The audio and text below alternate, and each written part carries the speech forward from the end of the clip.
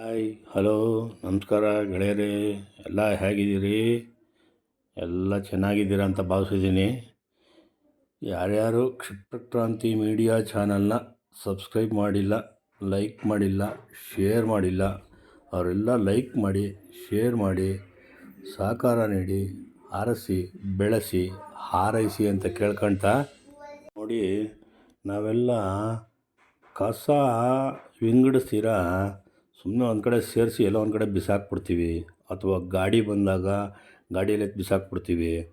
ಆದರೆ ನಿಜವಾಗಲೂ ಪೌರ ಕಾರ್ಮಿಕರು ಎಷ್ಟು ಕಷ್ಟಪಡ್ತಾರೆ, ಅವರ ಆರೋಗ್ಯ ಸುಧಾರಣೆ ಏನು, ಮತ್ತು ಅವರ ಸ್ಥಿತಿಗತಿಗಳೇನು, ಅವ್ರದ್ದು ಹೆಚ್ಚು ಕಡಿಮೆ ಆದರೆ ಅವ್ರದ್ದು ಒಂದು ಕುಟುಂಬ ಐತೆ, ಅವ್ರದ್ದು ಒಂದು ನೋವು ನಲಿವು ಕಷ್ಟ ಸುಖ ಎಲ್ಲ ಇದೆ.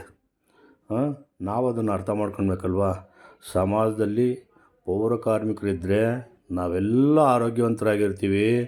ಪೌರ ಕಾರ್ಮಿಕರು ಏನಾದರೂ ಅವ್ರ ಕೆಲಸ ಒಂದು ದಿವಸ ನಿಲ್ಲಿಸ್ಬಿಟ್ರೆ ಇಡೀ ನಗರ ಗಬ್ಬೆದ್ದೋಗ್ಬಿಡುತ್ತೆ.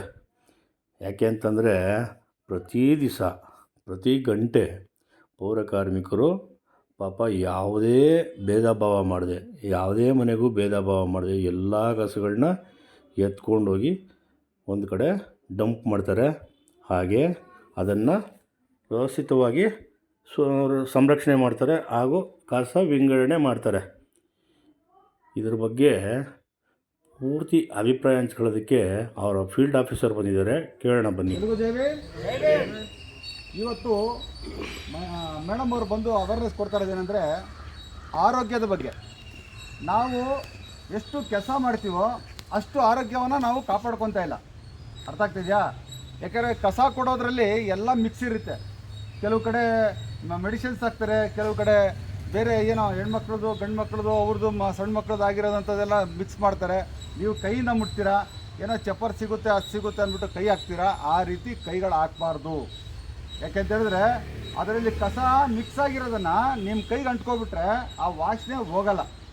ನೀವು ಸೋಪ್ ಹಾಕಿ ತೊಳೆಯಲ್ಲ, ನೀವು ಹಂಗೆ ಊಟ ಮಾಡ್ತೀರಾ. ಆ ಊಟ ಮಾಡಿದಾಗ ಅದು ಹೊಟ್ಟೆಯಲ್ಲಿ ಹೋಗುತ್ತದು. ಹೊಟ್ಟೆಯಲ್ಲಿ ಹೋದ್ಮೇಲೆ ನಾನಾ ರೀತಿ ಕಾಯಿಲೆಗಳು ಉತ್ಪತ್ತಿ ಆಗ್ತವೆ ಅಂತೇಳಿ ಇವತ್ತು ನಿಮಗೆ ಆರೋಗ್ಯದ ಒಂದು ಅವೇರ್ನೆಸ್ ಕೊಡೋಕ್ಕಂತೇಳಿ ಲಿಂಕ್ ವರ್ಕರು ಮತ್ತು ಮಾರ್ಷಲ್ ಸಾಹೇಬ್ರು ಎಲ್ಲರೂ ಬಂದು ನಿಮಗೆ ಒಂದು ತಿಳುವಳಿಕೆ ಹೇಳ್ತವ್ರೆ.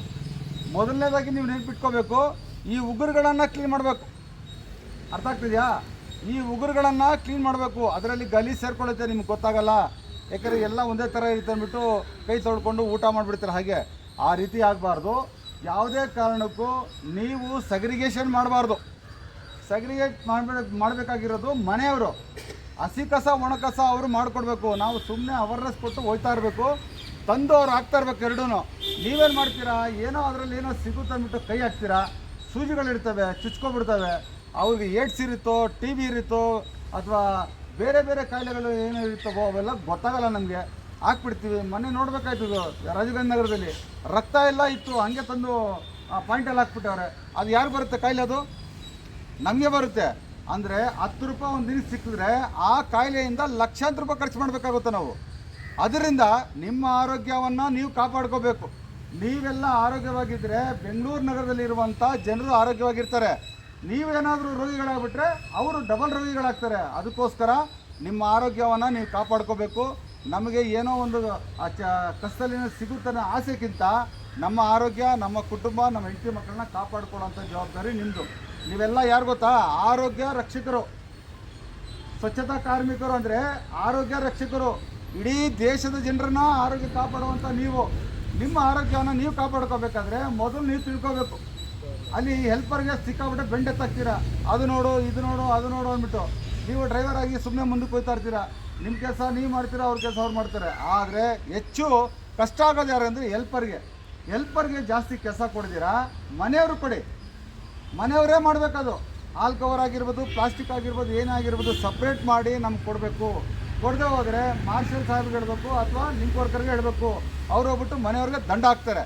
ನೀವ್ಯಾಕೆ ಅದನ್ನು ಎತ್ತಕ್ಕೆ ಹೋಗ್ಬಿಟ್ಟು ನೀವು ಕಾಯಿಲೆ ತೊಗೊತೀರಾ?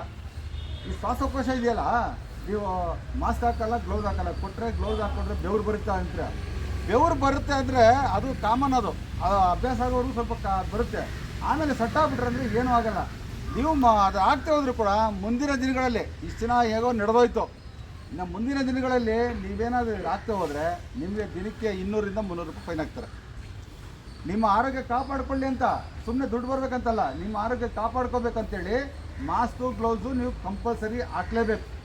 ನೀವು ಎನಿ ಟೈಮ್ ಹಾಕ್ಬೇಕಂತೇನಿಲ್ಲ, ಮನೆ ಕಸ ಸಂಗ್ರಹಣೆ ಮಾಡೋ ಸಂದರ್ಭದಲ್ಲಿ ಮಾತ್ರ ಹಾಕ್ಕೊಡ್ರಿ, ಬೇರೆ ಟೈಮಲ್ಲಿ ಬೇಕಾದ್ರೆ ಬಿಚ್ಚಿಡ್ರಿ, ತೊಂದರೆ ಇಲ್ಲ. ಇಷ್ಟು ಹೇಳ್ತಾ ನಿಮ್ಮ ಆರೋಗ್ಯವನ್ನು ನೀವು ಕಾಪಾಡ್ಕೋಬೇಕಂತೇಳಿ ಇವತ್ತು ಮೇಡಮ್ ಅವ್ರು ಬಂದು ನಿಮ್ಗೆ ಅವೇರ್ನೆಸ್ ಕೊಡ್ತಾ ಇರೋದು. ಕಸವನ್ನು ಯಾವುದೇ ಕಾರಣಕ್ಕೂ ಕೈಗಳಿಂದ ಮುಟ್ಟಬಾರ್ದು. ಅದು ಕಸ ಮುಕ್ತ ಪ್ರದೇಶ ನಾವು ಮಾಡಬೇಕಾದ್ರೆ ನಾವು ಮಾಡುವಂಥ ಕೆಲಸ ನೀಟಾಗಿ ಮಾಡಬೇಕು.